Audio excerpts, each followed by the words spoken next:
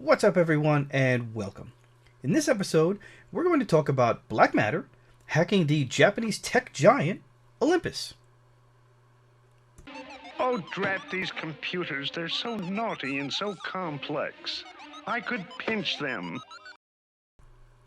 Japanese technology giant Olympus is currently investigating a cyber incident on its EMEA IT systems that happened earlier this month that sources said is the result of a BlackMatter ransomware attack. The company detected suspicious activity on September 8th and immediately mobilized a specialized response team, including forensic experts, according to a press statement released over the weekend. As part of the investigation, we have suspended data transfers in the affected systems and have informed the relevant external partners, according to the statement. We're currently working to determine the extent of the issue and will continue to provide updates as new information becomes available.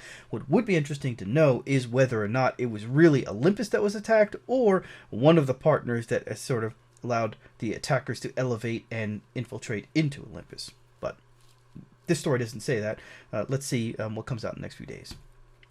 Olympus, a multinational company with more than 31,600 employees worldwide, manufactures optical and digital reprography technology for the medical and life sciences industries. But wait a second, didn't they used to make cameras? Yes, they did. It was well known in the past as a pioneer in both analog and digital cameras, but sold off its struggling camera division back in January.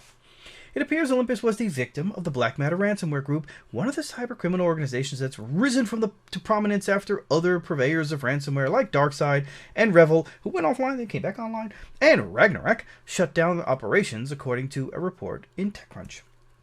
Citing a person familiar with the incident, the attack began in the early morning of September 8th, with BlackMatter claiming responsibility in a ransom note left on infected computers, according to the report. Your network is encrypted and not currently operational, the note said, according to the report. If you pay, we'll provide you with the programs for decryption. The group also included a web address to a site known to be used by BlackMatter to communicate with victims that's accessible only through the Tor browser, the report said. BlackMatter operates as a ransomware as a service and rose from the ashes of DarkSide, a group perhaps best known for the takedown of Colonial Pipeline, which caused a major disruption in the oil and gas industry. In fact, some believe BlackMatter is merely a rebranding of the former ransomware gang than an entirely new group, said one security expert. The adversary behaviors and tactics, techniques and procedures, TTPs, seem to be very similar to DarkSide and BlackMatter. For DarkSide and BlackMatter, noted Jorge Orchilis, CTO of adversary emulation security firm Sept, in an email to ThreatPost. It can be suggested that the threat actors simply changed their name and took a little break to distance themselves from the Colonial Pipeline breach. Revel also had been laying low since a major supply chain attack on Kaseya, but returned last week with its servers back online and a fresh victim listed on its site. A purported representative of the group also answered questions on an underground forum about why the Revel disappeared for a while and how its decryptor for the Kaseya attacks ended up online.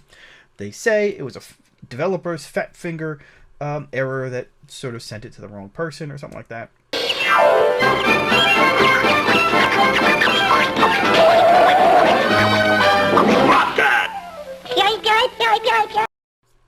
All of this recent activity is bad news for organizations who want to avoid being targeted for ransomware, which can cost organizations millions in remediation and fees back to unlock files, Achilles noted. While it may seem we have had less ransomware attacks the past couple of months, we expect these types of double extortion ransomware attacks to continue at full force the remainder of the year, he said. Indeed, the prospect of being hit by ransomware is something that keeps organizations up at night, noted Saryu Nayar, CEO of risk analytics firm Gurukul. Though it seemed that the threat was waning for a while, the attack on Olympus, reminiscent of the Colonial Pipeline attack, shows that it's here to stay, which means companies need to shore up defenses, she said in an email to ThreatPost, and what I've been saying in every episode that I've put up here on YouTube. Until enterprises can completely protect their systems from attack, the only early warning available is to monitor network activity in detail to detect anomalous activity and rapidly track it down to close any security holes, Nair said. IT teams and security professionals have to be constantly vigilant, but they also need the right tools for early detection and remediation.